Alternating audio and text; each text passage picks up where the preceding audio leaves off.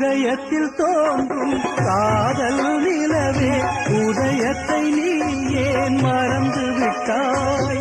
உதயத்தை மறுத்து இதயத்தை வெறுத்து உயிரின்றி என ஏன் வாழ்விட்டாய்?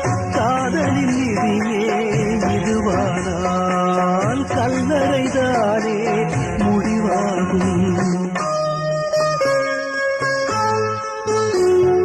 கண்மணி